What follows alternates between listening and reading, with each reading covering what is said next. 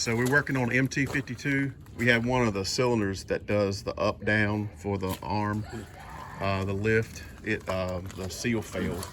So what we've done is we're able to take out the rod from the cylinder on the machine. So first thing you always got to do with these machines is block it up properly according to the way Bobcat or however your machine tells you to, because you darn sure don't want that thing falling on you. But do it the right way, make sure it's not going to fall. But remove these pins, and then this part right here, this part down here, you actually took a pair of channel locks. I should have shown it earlier, but I'll show it going back on. We actually unscrewed it this way, right? So you unscrew it this way, counterclockwise. Yeah, remove the head gland, pop it up, and then we move this handle back and forth, and that allowed the pressure to kind of equalize between the two hydraulic lines, because remember, we're not taking any of the hydraulic lines loose or anything. We're repairing this on the machine, and then the whole rod assembly with the piston and all can be pulled out. All right, so that's head gland assembled. You got your, this is just a wiper. This does not retain fluid at all. This just keeps dirt from being ingested between the seal and the rod. Okay. There's your wiper seal down here. Okay. This, you hold your fluid back, and that's the top seal for the head gland. This is the head gland. Okay, and then this yellow seal is what is that? That's some kind of a wiper too, isn't it? This is a spacer. Spacer. And then this is the piston. So piston, okay, head gland. It's got a little bit of mark in there. So we'll probably take a piece of sandpaper, just buff that up, but nothing to catch your finger in. What kind of grit? Like fine's better. I might even do it with a file. All we'll do is take off so there's no burrs, no place to catch your finger. Right, fingernail. Yep. Yes, all it is just knock that burr off. Knock the burr off. So you can't feel it with your fingernail. And there's tons of different ways to do this. I was taught by an old man, a place I worked many years ago, to putting the piston seal on. Your O-ring goes on first. This is the actual ring for the piston. What I like to do is lubricate this thing really good and get it really good and hot. Mm-hmm. And then I'll stretch it over it. And I use a worm drive clamp to compress it. Okay. So as it cools, it goes back. I have actually, before these things, they'll contract back, but depending on how much you stretch it, if you don't try to make it contract, it'll stay loose, and then you'll have a hard time getting it back in the barrel. Back in the barrel. Yeah. And if it twists over and tries to roll, mm-hmm. you either A, never get it in, and B, if you were to get it in, it'll leak down. So if you held it up and cut it off, it would want to. Yeah. The pressure would equalize, but on bottom and top side of the piston, because you won't ever get a good seal. So yep, I got you. I'll show you how I do it. Give me a worm drive clamp. Just a little bit larger, so I can put it over it and then tighten it to it. But you just want to use a lightweight lubricant so that it slides. You don't want to pick the corners and do your best to use round screwdrivers, not to catch your edges, because you're dealing with sealing surfaces. Right. You don't want to pick and cut, because that causes leaks. Small leaks grow to big leaks. Ring's lubricated. I got my spacer O-ring on. Get this thing warm. The warmer it gets, the easier it flexes.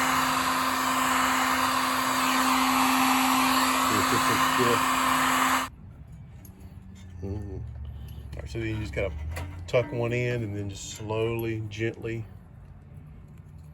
get your screwdriver in there. Yeah. Work it around. All right, so you can see that's kind of big right now. Mm-hmm. So we'll put this on like that,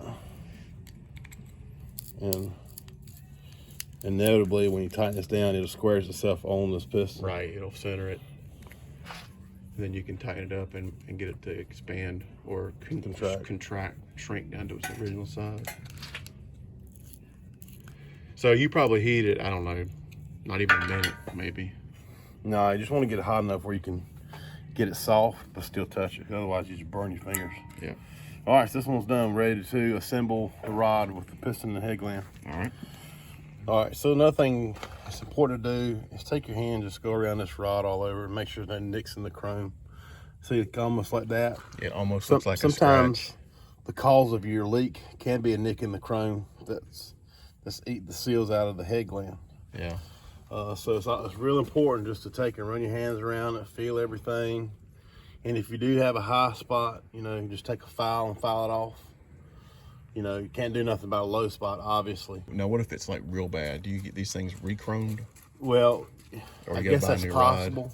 If it's pitted and so forth. Yeah, I mean, sometimes they'll be pitted, and when they're, or if they're been hit by things. Right. Yes, they do periodically need to be replaced. Unless you have a good machine shop, hydraulic shop that can make one of these, then you got to go back to the original manufacturer and Get the part. All right, so we're gonna put the head gland on. All right, so head gland goes on first. Showed earlier. Yeah, it's nice and tight. Slide that on the rod. See oh yeah, even see how it's really wiping it totally. All right, so we're getting. I'll put our head gland, our piston back on. And if we're using that, it's important to put Loctite on these things. They can come loose. And if this thing comes loose just a little bit, fluid will get through there and cause them to leak down. So if your new nut, if you get a new nut, it doesn't have Loctite. If you use an old one, clean it with brake parts cleaner, get it dry. So you're using like the red Loctite. Does it matter the color or? Red's permanent. You want permanent. Okay. I mean, I know there's like red, blue, and green, right? Yeah, red is the heaviest, the strongest one. All right. Anytime you're using a 3/4 gun, I'm gonna blast it. Yeah, 10-4. I mean, you need all the torque. All the torque. Well, this is a Bobcat cylinder. Typically, Bobcats aren't like this. Takahachis are, Caterpillars are, but you got to look at the nut. Sometimes, depending on what models they are, they'll have Allen set screws in them. And I have personally wiped out a rod by using a big gun and not knowing about that, just being hasty, trying to get done, hot day, tired, thirsty, whatever the reason. I didn't look and see it and just waylaid the whole thing by taking off. So it's important to inspect this. And even the piston too, really good, just to be sure there's no set screws before you remove it. That's good too. So now let's break down the other one. All right. You got your rod, barrel, head gland, piston, but a whole unit is a cylinder. So that's the parts of it: the rod, the head gland, the piston, and the barrel. Yep, barrel. And some other good information. I've been doing this for many years. At times I've had where I couldn't hold this tight enough to break it free. So one thing you can do is actually put the rod back in its position on the cylinder, on the arm with the pin, and use that as your fixed point to break this loose. If you don't have access to a good vise or a good bench, a well-mounted vise. Yeah, you guys should put that back on the machine and take blocks of wooden straps to hold this in place. So before we've had 10-foot pry bars, and I got a pipe wrench, Right. Yeah. So sometimes you gotta get pretty creative with the big cheater bar. All right, so now we're going here. We didn't check like we were saying earlier, but we know that doesn't have that set screw, so that's what you want to check. Make sure there's no set screws on that. All right, so initial examination, the wiper is shot. It's breaking up. Yeah. And then the seal inside it doesn't appear to be too bad, although the lip is not high. Let's get this disassembled. Changing out the attachment, putting on the tiller, and turned around. I was like, what in the heck? It's leaking like crazy. And there was just fluid. Look at that thing coming right apart.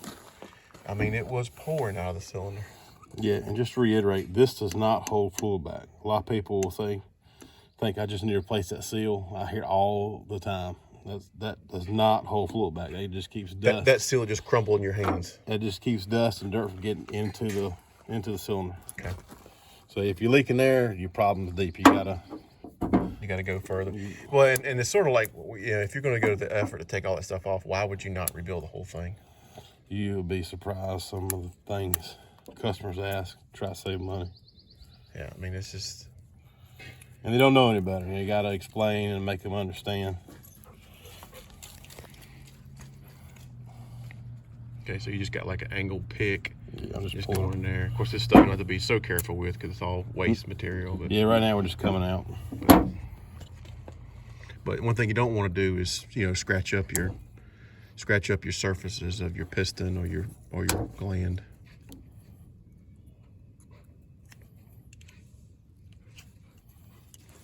So what's that that's in there? Oh, It's it's a spacer ring. Spacer seal. That just helps keep that thing pushed out. Once it's so okay. Yes, this fits inside that like that. All right, so you're just using like brake parts cleaner. Yeah, it'd be better if I had a parts washer. But we're in the field. If you're in the field, technically in the field, so we.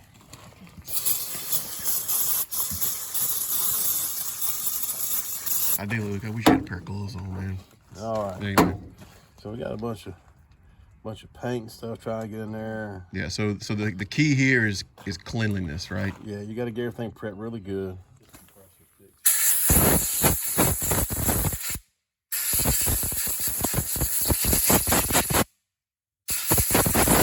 All right. So we got it blown off.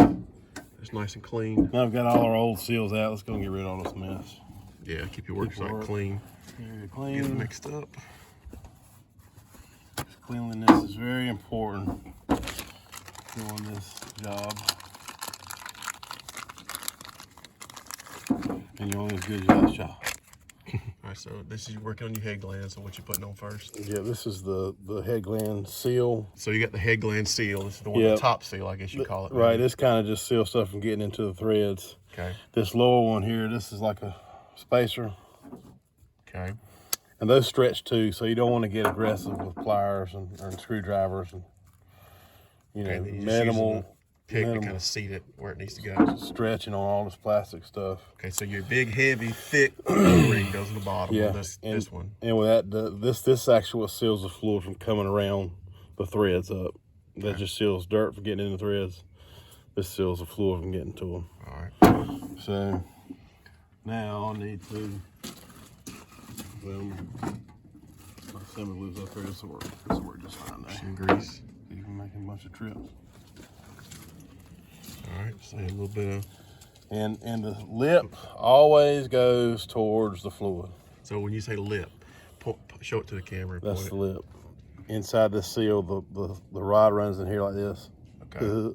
Yeah. But the lip at the bottom goes towards the fluid. Okay, and it's always going to be opposite of this. When any seal. Yeah.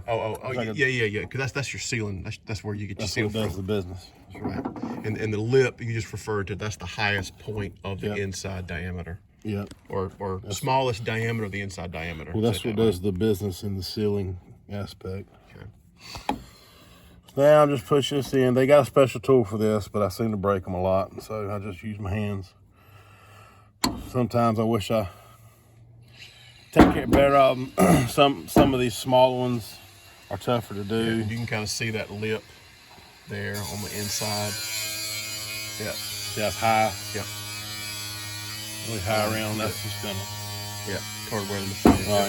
Now I'm gonna put our wiper or your dust seal wiper in, so the head gland's done.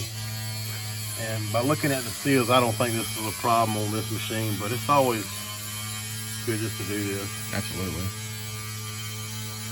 Because I mean the seals are $180. We got a couple hours invested. Why skip a step? Everything feels nice and smooth to me. All right, so we're gonna. What I got on there? Yeah, we got a nice. You can see where it's wiping, clean. Okay, so let's build that Piston. there. All right, so we got our O-ring here. We'll slide on, and all this does is keeps extra pressure against that ring. How did you know that this was the right O-ring to put here and not on the head gland? By looking at the sizing. Okay, so there's an obvious difference. Size, so the head gland one was bigger. Right. Okay. Yeah, the biggest one's for the your outside seal. Yep. And the fat one is for the fluid. This is the ring for the piston. Okay. And that's what separates the fluid from the top and the bottom in the cylinder. All right, so now we got a worm gear clamp or hose clamp, basically. Heat it. And you on this heat gun, are you using it like a low setting? I'm actually high setting, on number 2. So you get an idea of how long it will. But you just, I mean, from initially when you grab it out of the bag, it's stiff. Right. As you heat it, you just kind of grab it again. Right there, it's stiff and stiff. Okay. So you're basically doing it by feel. Yep. That you do it, and it works for you. All right. So now we're gonna put that seal. Tuck one in. Get that screwdriver. Just kind of work it around. There you go. You see how it's kind of big and shut now. Big. Yep. I'm gonna put this clamp on here. Put that hose clamp on it.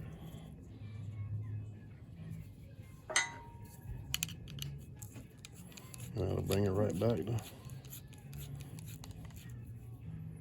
And you ain't got a bear grip it, you just gotta get it seated. That's done. All right, let's go put it on. Cool. All right, so you got the piston on the rod.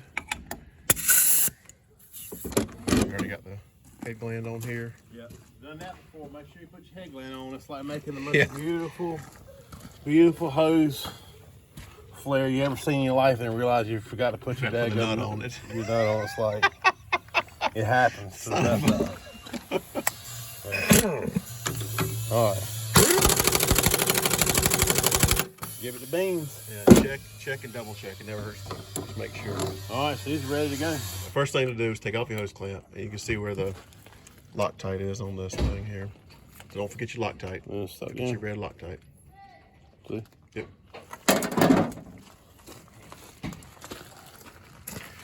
All right, so this is, we're gonna hold on. Let me get that. There we go. All right, so gently, you know, we gotta get a little rough with it. Once it gets in the bore, it's okay, I guess, right? To be a little rough on it. Look what I'm doing here. So okay.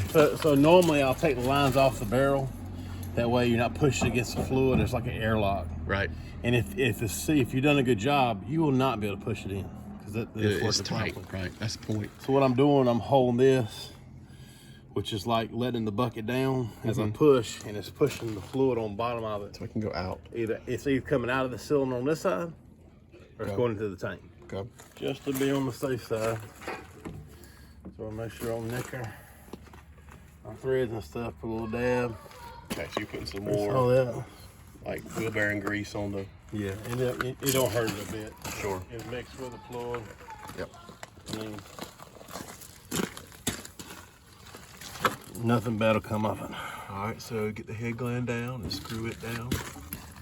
Another thing always important, taking into account, and I'm put a lot of information out there, but I've learned this stuff hard way through the years. So pay attention which way your grease nipples come off. Because if you put this so much in backwards, you'll never be able to grease it. And at some point, you're either gonna screw up your machine, have to rebuild this thing, or you have to take it off and redo it again. So just, you know.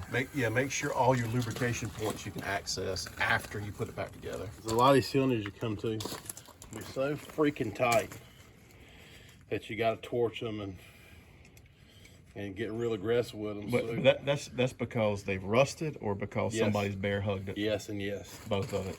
Or they could be bent. I mean, I've seen bent rods. Yeah, I can see that push into head glands and just put head glands off pieces, and literally the threads come off in the barrel. But 9 times out of 10, unless you're in like big stuff, all the small stuff, the head glands are aluminum. You know, so it'll kind of come apart.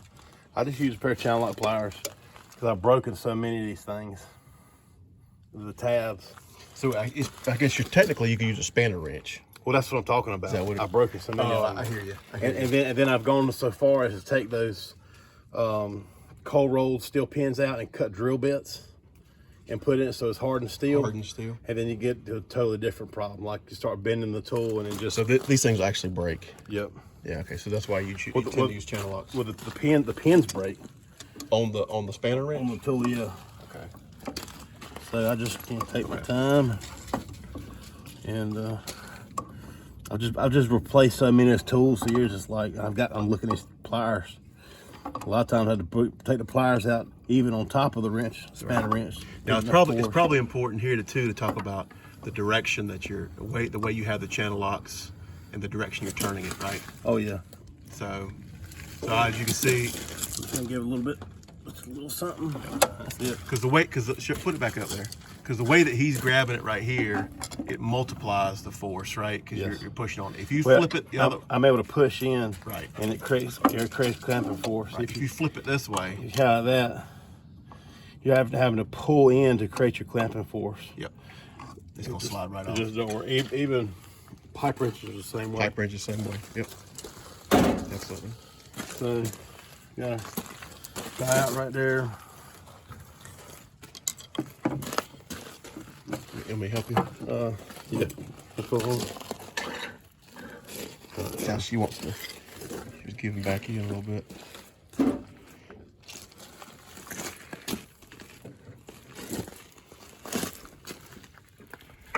All right, so just lap that in. It's twisted a little bit, Luke. Sorry. Bolt. This thing's gonna need to go washing too, Dan. Yeah. So now we're gonna do the other side. So one other thing you probably want to mention too is if you're gonna leave this thing here, you want to make sure that you don't have any dirt or anything falling in there. So we probably should have put a cover over that, but you know that's really important to make sure your hydraulic fluid doesn't get contaminated. All right, so we're working that up down lever for this cylinder, trying to get that fluid to go back. I'm about to get in there and break that line, I guess. Okay, so we're running into a problem because we're not able to get the fluid to go back the direction. It's just these little mini machines have no room. These Bobcats are worse, man.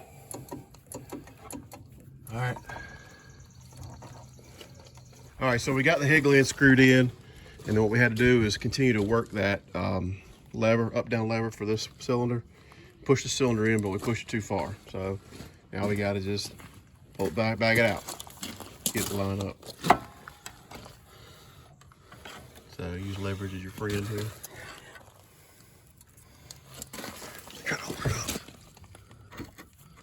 Come down a bit. There it is. Okay. All right. Just like that. That's your retaining clip.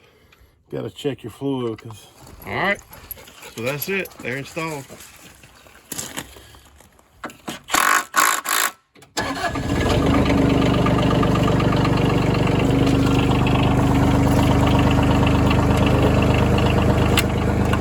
Working it back and forth, make sure it's working.